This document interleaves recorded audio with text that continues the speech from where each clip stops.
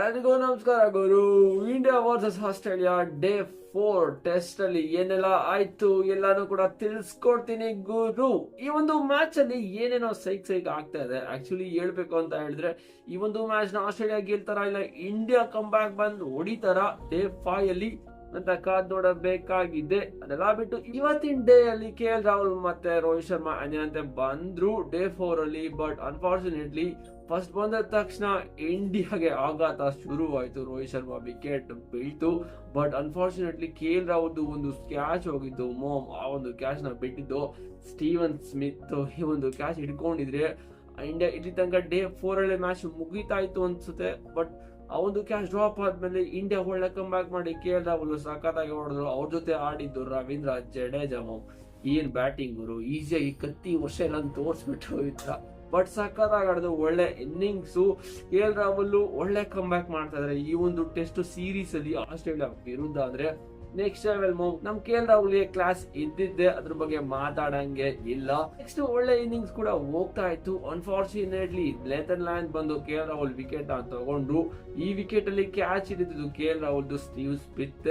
But ಒಳ್ಳೆ catch ಏನ್ ಹಿಡಿದ ಕ್ಯಾಚು, ನಕ್ಕಂತ ಸಖತ್ ಕ್ಯಾಚ್ ಅಂತಾನೆ ಹೇಳ್ತೀನಿ. ಅವನೇ ಬಿಟ್ಟಿದ್ದು, ಅವನೇ ಹಿಡಿದಿದ್ದು. ಬಟ್ ಅಲ್ಲಿವರೆಗೂ ಇಂಡಿಯಾಗೆ ಒಂದು ಹೋಪ್ಸ್ ಬಂದ್ಬಿಟ್ಟಿತ್ತು. ಬಿಕಾಸ್ KL ರಾಹುಲ್ 84 ಹೊಡೆದ್ರು ಕೂಡ ಔಟ್ ಆದ್ರು.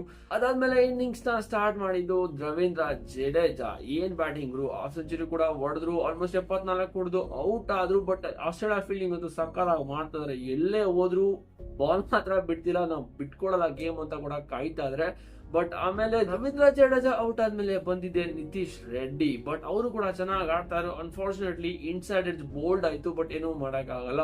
ಅಲ್ಲಿಂದ ಇಂಡಿಯಾಗೆ ಓಪ್ಸ್ ಹೋಗ್ತಾ ಇತ್ತು. ಟೈಲಂಡರ್ಸ್ ಏನ್ ಮಾಡ್ತಾರೆ ಅಂತ ಕಾದು ನೋಡ್ತಾ ಇದ್ರು. ಬಟ್ ಇಲ್ಲಿ ಇಂಡಿಯಾಗೆ ಬೆನಿಫಿಟ್ ಆಯ್ತು. ಅದು ಯಾರಿಂದ ಅಂತ ಹೇಳಿದ್ರೆ ಬೂಮ್ರಾ ಮತ್ತೆ ಆಕಾಶ್ ದೀಪ್ ಇಂದ ಫಾಲೋನ ತಪ್ಪಿಸಿದ್ರು. ಬಟ್ ಫಾಲೋನ್ ಏನಾದ್ರು ಇದ್ದು ವಿಕೆಟ್ ಕಳ್ಕೊಂಡಿದ್ರೆ ಬನ್ನಿ ಗುರು ಇಂಡಿಯಾದವರು ಮತ್ತೆ ಬ್ಯಾಟಿಂಗ್ ಆಡಿ ಮತ್ತೆ ನಿಮ್ ಆಲ್ ಔಟ್ ಮಾಡಿ ಈ ಒಂದು ಮ್ಯಾಚ್ ನ ಇವತ್ತೇ ಮುಗಿಸ್ತೀನಿ ಅಂತ ಕೂಡ ಹೇಳ್ತಾರೆ ಅನ್ಸುತ್ತೆ ಆಸ್ಟ್ರೇಲಿಯಾ. ಅಂದ್ರೆ ನಾಳೆ ಡೇ 5 ಅಲ್ಲಿ ಆತರ ಆಗ್ತಾ ಇತ್ತು. ಬಟ್ ಅನ್ಫಾರ್ಚುನೇಟ್ಲಿ ಆತರ ಏನೂ ಆಗ್ಲಿಲ್ಲ. ಫಾಲೋನ್ ಕೂಡ ತಪ್ಪಿಸಿದ್ರು.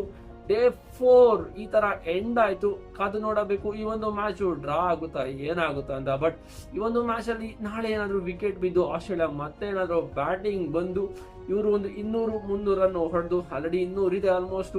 ಬಟ್ ಇನ್ನೊಂದು 50 ರನ್ 70 ರನ್ ಜಾಸ್ತಿ ಕೊಟ್ಟು 270-300 ಟಾರ್ಗೆಟ್ ನ ಕೊಟ್ಟು ಇಂಡಿಯಾ ಏನಾದ್ರು ಮತ್ತೆ ಬ್ಯಾಟಿಂಗ್ ಬಂದು ಈ ಒಂದು ಚೇಸ್ ನ ಮಾಡ್ಬಿಟ್ಟೆ ಸೈಕ್ ಆಗಿ ಸಖತ್ತಾಗಿರುತ್ತೆ. ಬಟ್ ಎಲ್ಲಾರು ಹೇಳ್ತಾ ಇರೋದು ಒಂದೇ, ನಾನು ಹೇಳೋದು ಒಂದೇ, ಈ ಮ್ಯಾಚ್ ಆಲ್ಮೋಸ್ಟ್ ಡ್ರಾ ಆಗ್ಬೋದು ಅನ್ಸುತ್ತೆ. ನೋಡದ ಏನಾಗುತ್ತೆ. ಬಟ್ ಇಂಡಿಯಾ ಏನಾದ್ರು ಸೈಕ್ ಇದೊಂದು ಚೇಸ್ ನ ಮಾಡಿದ್ರೆ ಟಾರ್ಗೆಟ್ ನ ಚೆನ್ನಾಗಿರುತ್ತೆ. ನೋಡದ ಏನಾಗುತ್ತೆ. ಬಟ್ ಆಸ್ಟ್ರೇಲಿಯಾ ಅಂತೂ ಸೈಕ್ ಆಗಿ ಆಡ್ತಾ ಇದಾರೆ. ಈ ಒಂದು ಮ್ಯಾಚು ಏನಾಗುತ್ತೋ ಇಲ್ಲೆಲ್ಲಿ ಏನಾಗುತ್ತೆ ಅಂತ ಗೊತ್ತಾಗ್ತಿಲ್ಲ. ಬಟ್ ಮಳೆಯಿಂದಾಗಿ ಇಂಡಿಯಾಗೆ ಒಳ್ಳೇದೇ ಆಗ್ತಾ ಇದೆ. ಮಳೆನೂ ಕೂಡ ಹೆಲ್ಪ್ ಮಾಡ್ತಾ ಇದೆ. ಈ ಒಂದು ಸೀರೀಸ್ ಅಲ್ಲಿ ಇಂಡಿಯಾಗೆ ಲಕ್ ಇದೆಯಾ, ಬಾರ್ಡರ್ ಗವಾಸ್ಕರ್ ಟ್ರೋಫಿ ನಾವು ಎತ್ತಿದ್ರೆ ಈ ಒಂದು ವರ್ಷ ನೋಡಬೇಕಾಗಿದೆ. ನೋಡದ ಏನಾಗುತ್ತೆ, ನಿಮ್ಗೆ ಏನಾಗುತ್ತೆ ಅಂತ ಕಾಮೆಂಟ್ ಮಾಡಿ. ಚಾನಲ್ ಸಬ್ಸ್ಕ್ರೈಬ್ ಮಾಡಿದ್ರೆ ಇವಾಗಲೇ ಮಾಡ್ಕೊಳ್ಳಿ. ಬಾಯ್ ಬಾಯ್.